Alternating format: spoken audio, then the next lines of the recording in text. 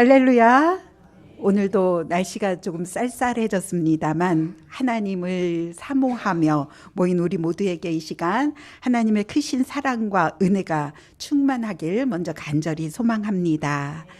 우리가 잘 아는 것처럼 사도행전은 누가가 기록한 이 말씀인데, 오순절에 성령이 사도들에게 강림한 사건을 통하여 그리스도의 교회가 유대인들에게만 멈춘 것이 아니라 이방인들에게 전파되었던 것을 말씀하고 있습니다.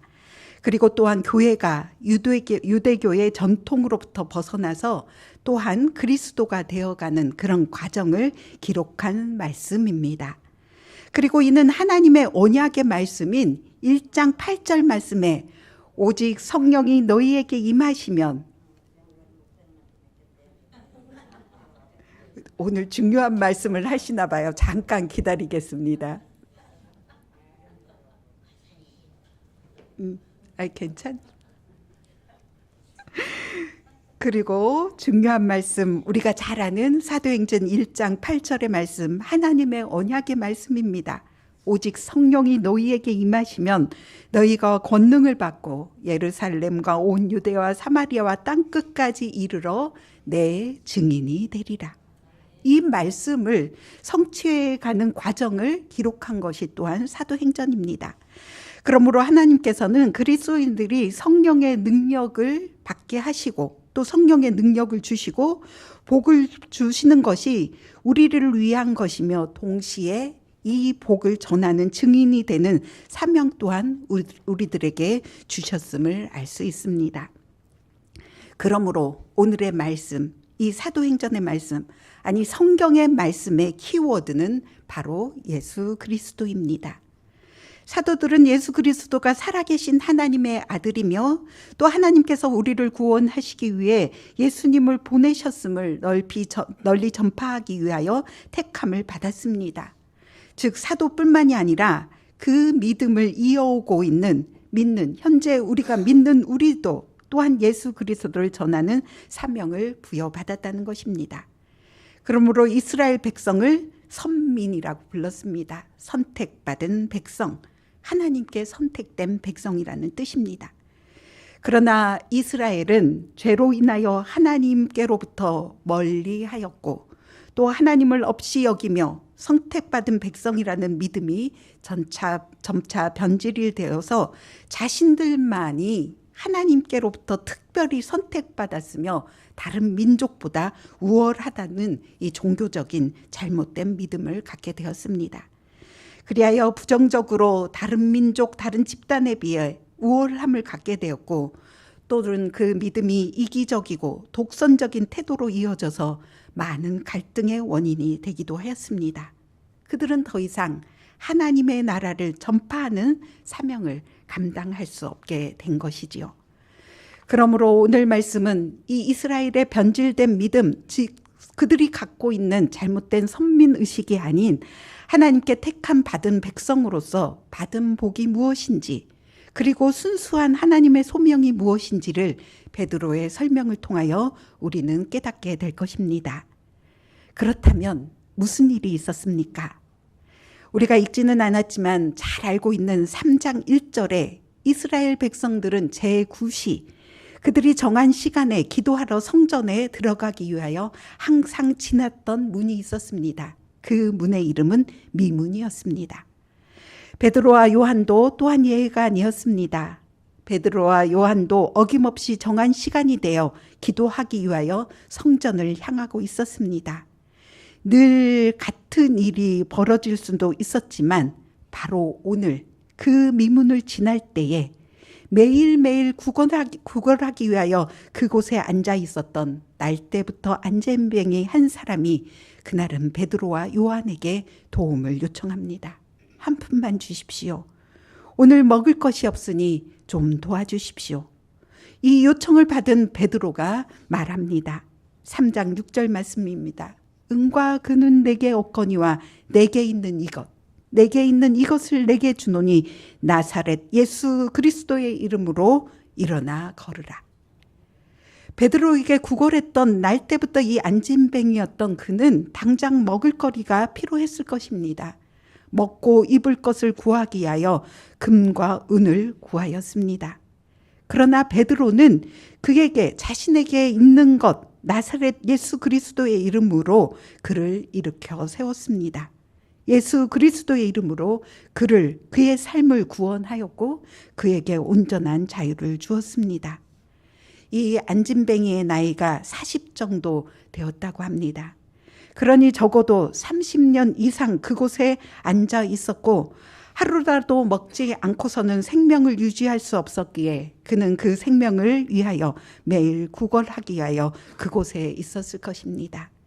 그러니 이스라엘 백성들, 기도하기 위하여 늘 성전을 오갔던 많은 이스라엘 백성들은 늘 그를 보았습니다. 그러던 어느 날, 바로 오늘 그는 기적처럼 베드로와 요한 성령이 충만하여 설교를 통하여 수천 명의 사람들을 믿게 했던 그 베드로의 말 한마디에 일어나 걷게 되었으며 또 뛰면서 그는 하나님을 찬양하였습니다.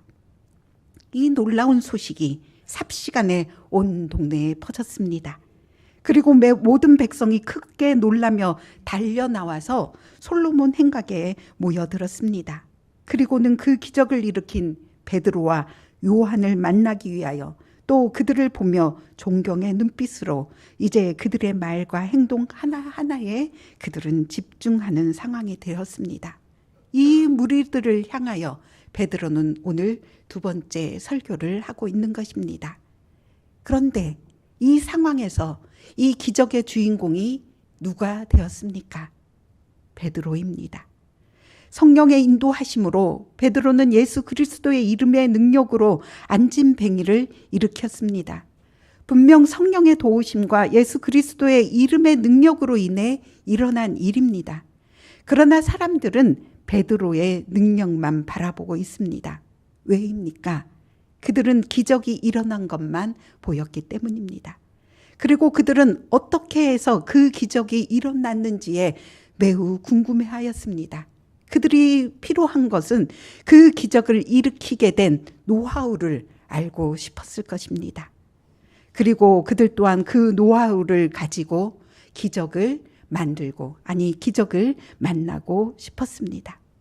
그런데 앞서 말씀드린 것처럼 오늘 말씀, 성경 말씀의 핵심이 무엇입니까? 예수 그리스도입니다. 우리의 구원자 되시는 하나님의 아들이시며 하나님께서 보내신 예수 그리스도입니다. 그 복음이 딱 끝까지 이르게 하는 것이며 또 그러기 위해 베드로와 요한이 선택받은 것입니다. 사람들이 구름대처럼 몰려들어 베드로와 요한을 바라보고 있지만 베드로는 지금 자신이 무엇을 해야 할지, 무엇을 전해야 할지 잘 알고 있었습니다. 그러면서 12절에 중요한 이야기를 이렇게 하고 있습니다. 우리 개인의 권능과 경건으로 이 사람을 걷게 한 것처럼 왜 우리를 주목하느냐? 내가 가리키고 있는 것을 보지 아니하고 왜 내가 손짓하고 있는 손가락만 보고 있느냐고 말하고 있는 것입니다. 특별한 기적이 분명 일어난 것은 사실입니다. 그러나 이 기적은 베드로의 능력이나 경건함, 그리고 베드로의 믿음 때문에 일어난 일이 아니라는 것입니다. 앞서 6절에서 말한 것처럼 베드로 안에 있는 성령의 능력이 또 예수 그리스도의 이름의 능력이 이 사람을 일으켰으며 모든 사람이 사람을 놀라게 한 것입니다. 하나님은 왜 이런 기적을 우리에게 보여주시는 것일까요? 딱 한 가지 이유에서일 것입니다. 살아계신 하나님이 지금도 우리와 함께하고 계심을 계시하시는 것입니다. 또 이처럼 기적을 일으키신 베드로를 보내신 이가 바로 하나님임을 우리에게 증명해 보이고 있는 것입니다.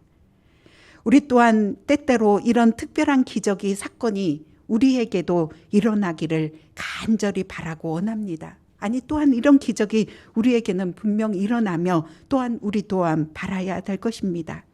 그러나 이 특별한 기적의 사건들은 우리가 바라고 원하는 것처럼 또 매번 자주 일어나지는 않습니다. 참으로 안타깝습니다. 그렇지만 때때로 아주 크고 또 작은 기적이라고 할지라도 우리 삶에서 이런 기적을 맛보곤 합니다. 비록 순간적이고 이례적이며 찰나의 순간에 하나님의 임재를 우리가 경험하지만, 그런데도 우리는 그 순간 하나님의 임재의 경험으로 말미암아 우리는 힘을 얻습니다. 그리고 때로는 우리가 성경을 읽어나갈 때 하나님을 우리가 이해하지 못하는 그 성경을 밝히 이해하며 또 하나님이 우리에게 주시는 살아있는 말씀이라는 것을 우리는 때론 깨닫습니다.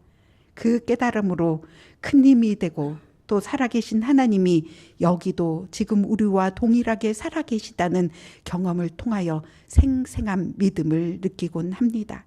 그런데 무엇이 문제입니까? 앞서 말씀드린 것처럼 기적만 쫓는 것이 문제입니다. 그것이 하나님의 뜻이라고, 하나님이라고 때론 착각하는 것이 문제입니다. 그러므로 고린도전서 1장에 보면 사도 바울도 유대인들의 신앙을 표적을 구하는 믿음이라고 말하고 있습니다. 유대인들은 표적을 구하고 헬라인은 지혜를 찾으나 우리는 십자가에 못 박힌 그리스도를 전한다. 유대인들이 표적을 구하는 신앙을 갖게 된 또 가장 큰 이유가 무엇입니까? 아이러니하게도 하나님이 이스라엘 역사 속에서 수많은 표적을 보여주셨기 때문입니다. 그것이 말씀드린 것처럼 하나님인 양 착각하게 된 것입니다. 예를 들어 요한복음에는 공생의 기간 동안 예수님이 행하신 여러 가지 기적 중에서 특별히 신앙적 의미가 있는 7가지 기적을 선택하여서 표적으로 소개하고 있는 것을 우리가 잘 알고 있습니다. 갈릴리 가나 혼인잔치에서 물을 변하여 포도주가 되게 하신 이적을 시작으로 인하여 또 죽은 나사로까지 살리신 이적까지 이 7가지 기적들을, 표적들을 소개하고 있습니다. 이 표적의 사건들이 바로 예수님이 하나님이 보내신 메시아임을 보여주는 부인할 수 없는 표적이라는 것입니다.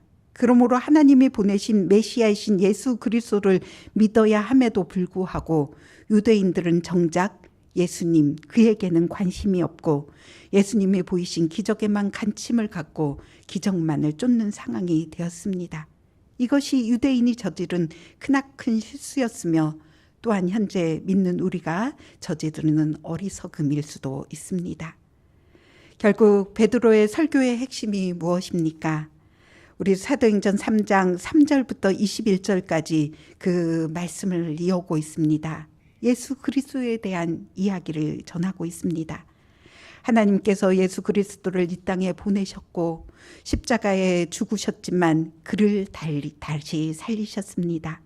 그가 하나님의 아들임을 우리에게 보여주셨고 또 그를 믿는 믿음으로 오늘과 같은 기적이 일어난 것입니다.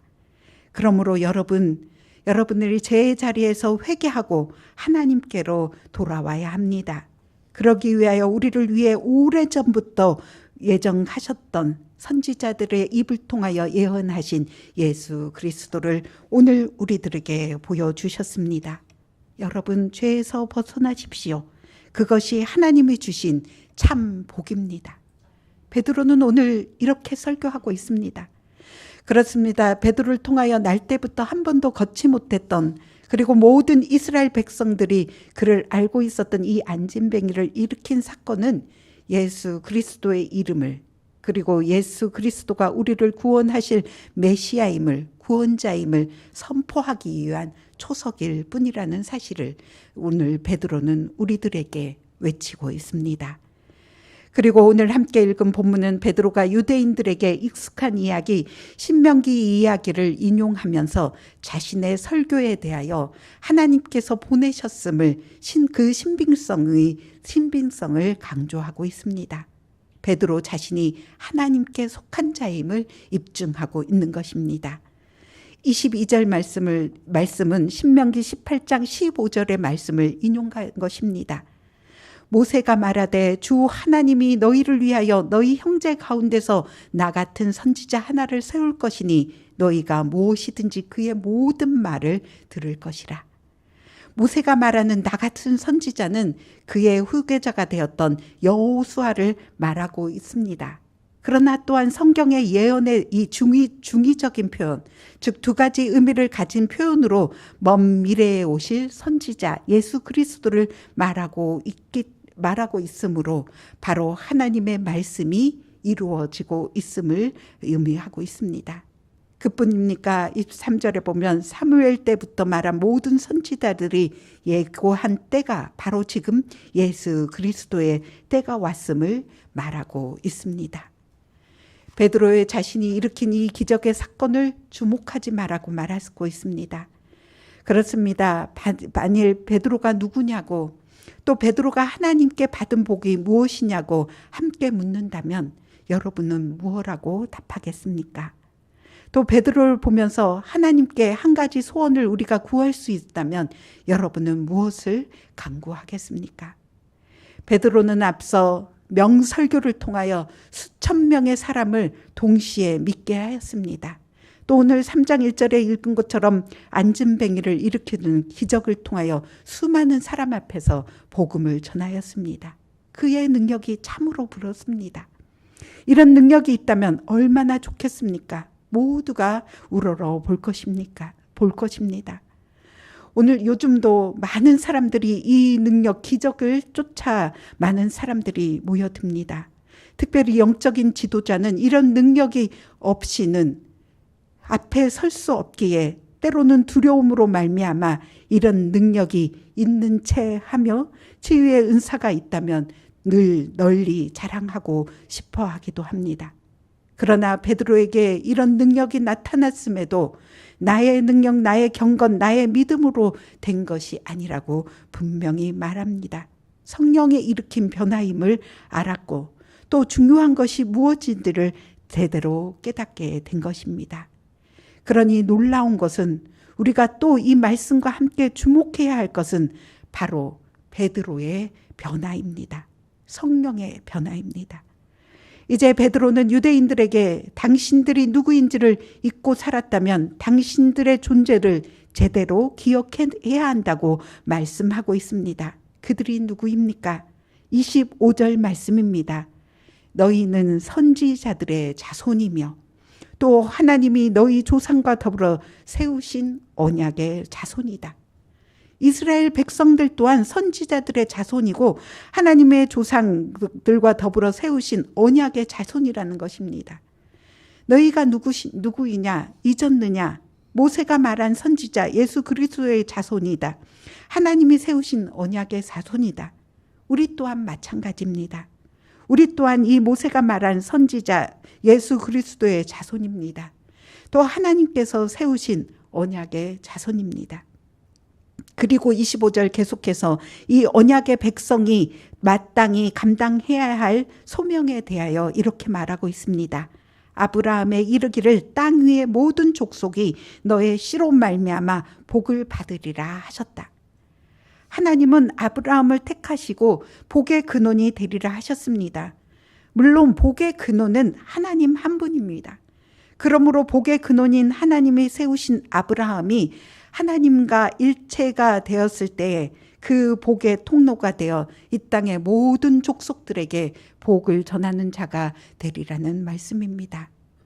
이스라엘 백성을 선밀이라고 부른다고 앞서 말씀드렸습니다. 하나님께 선택받은 자라는 뜻입니다. 우리 또한 하나님께서 복을 주시기 위하여 택하셨습니다. 하나님께서 주신 복이 무엇입니까? 예수 그리스도의 능력의 그 이름을 믿는 믿음입니다. 그러나 그 복은 우리만 누릴 것이 아니라 우리만 누릴 수 있는 특권이 아닙니다. 그 복은 우리를 통하여 자연스럽게 이웃들에게 전해야 할 사명 또한 우리들에게 주셨습니다. 그러므로 나를 통하여 여러분들을 통하여 하나님의 은총이 하나님의 은혜가 하나님의 복음이 이웃들에게 흘러가도록 이것이 바로 언약 백성으로서 우리들에게 주어진 소명입니다. 오늘 베드로는 마지막 26절에 이렇게 말합니다. 하나님이 그 종을 세워 복 주시려고 너희에게 먼저 보내사 너희로 하여금 돌이켜 각각 그 악함을 버리게 하셨느니라. 하나님이 우리에게 복 주시려고 또 복음과 자유함을 주시려고 우리에게 먼저 종을 보내주셨습니다. 그러나 이 백성들이 그 소명을 잊어버리고 언약을 배반하고 잊어버렸기 때문에 그것은 죄의 자리에 서게 되었습니다. 우리들의 악함 때문입니다. 죄 때문입니다. 하나님과의 관계에서 벗어나 버렸기 때문입니다. 그러므로 예수 그리스도가 십자가에 달린 이유가 명확해졌습니다. 우리의 모든 죄를 짊어지고 우리들을 대신하여 죽으셨습니다. 그리고 부활하셨습니다. 완전히 다른 사람이 되었습니다. 그러므로 이제 우리는 그 은혜로 말미암아 이 악함을 버리고 회개하여 그 죄에서 돌이켜 하나님께로 돌아와야 합니다. 하나님께서 우리에게 예수 그리스도를 보내신 이유는 이처럼 우리 안에 악함을 버리고 그 악에서 벗어나 하나님과 더불어 행복하게 살 수 있도록 복을 주시기 위함입니다. 그러므로 오늘 말씀을 통하여 우리는 분명한 한 가지를 깨닫게 됩니다. 하나님께서 예수 그리스도를 보내심은 우리 죄를 닦아내주고 깨끗하게 하사 죄 때문에 막히는 그 우리를 통하여 하나님의 복이 자연스럽게 흘러가도록 하신 것입니다. 사랑하는 성도 여러분, 오늘도 우리들에게 이 생명의 귀한 말씀을 주셨습니다. 이 말씀을 깊이 묵상함으로 하나님의 음성을 들으시고 주신 복이 나에게 멈추지 아니하도록, 또 죄 때문에 그 통로가 막히고 있다면 나의 믿음과 나의 경건과 나의 능력을 다시 한번 점검해 보아야 할 것입니다. 그리하여 내 안에 넘치게 주신 주님의 은혜가, 이 사랑이 나를 통하여 또한 여러분을 통하여 우리를 통하여 함께하는 모든 이들에게 흘러가도록, 그리하여 우리 안에, 우리 공동체 안에 주님의 살롬이 충만하기를, 그런 축복의 통로가 되기를 이 시간 간절히 소망합니다. 이 시간 다 함께 마음을 모아여 통성으로 기도하는 시간을 갖겠습니다.